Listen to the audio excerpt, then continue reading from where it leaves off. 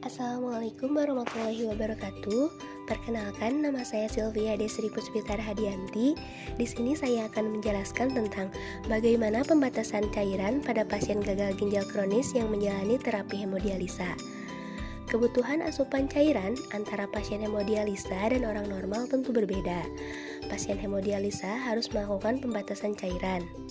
Asupan cairan yang bisa ditoleransi oleh tubuh adalah sejumlah air kencing per 24 jam ditambah 500 ml per hari. Ini artinya berat badan Anda akan naik sebanyak 0,5 kg per hari. Jika berlebih, akan ada penumpukan berat badan dan akan terjadi kenaikan berat badan lebih dari 0,5 kg per hari. Hal ini akan meningkatkan risiko terjadinya komplikasi. Penumpukan cairan berlebih akan meningkatkan pembengkakan pada tubuh seperti pada tangan, kaki, perut, bahkan akan terjadi asites atau pembengkakan seluruh tubuh. Hal ini akan berpengaruh pada kenaikan tekanan darah, penumpukan cairan di paru-paru yang akan menyebabkan sesak napas yang hebat dan akan mengalami gangguan jantung. Asupan cairan pada pasien gagal ginjal kronis dapat dipengaruhi oleh beberapa faktor, di antaranya 1. Pola aktivitas, 2. Suhu, dan yang ketiga asupan garam. Cara melakukan pembatasan cairan pada pasien hemodialisa adalah 1. Hitung jumlah air kencing selama 24 jam. Yang kedua, batasi asupan cairan 500 ml per hari.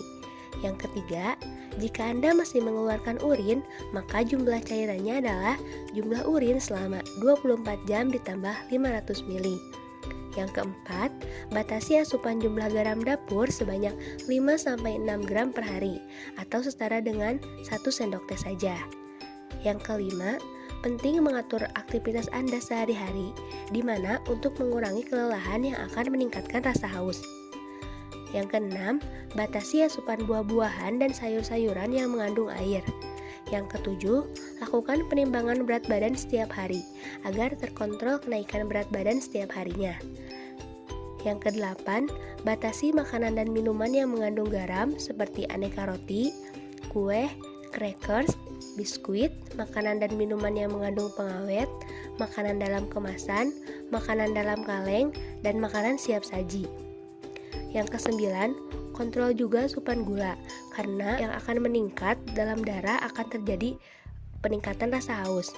Yang kesepuluh, lakukan kebersihan mulut dan gigi secara rutin, agar rongga mulut selalu lembab atau kumur-kumur dengan air hangat, dan airnya tidak boleh ditelan. Yang kesebelas, gunakan gelas yang kecil saat minum. Yang kedua belas, lakukan pengaturan jarak minum dan atur jumlah air minum, karena dalam proses normal setiap 30 menit atau 60 menit perasaan haus itu akan muncul kembali.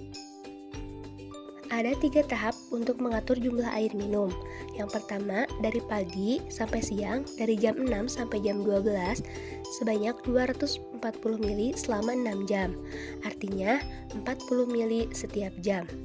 Yang kedua, dari siang sampai sore, dari jam 12 sampai jam 18 sebanyak 150 ml per 6 jam atau sebanyak 20 ml per jamnya.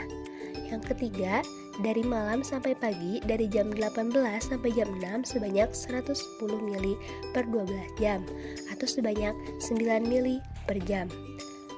Nah, gimana? Sudah jelas kan?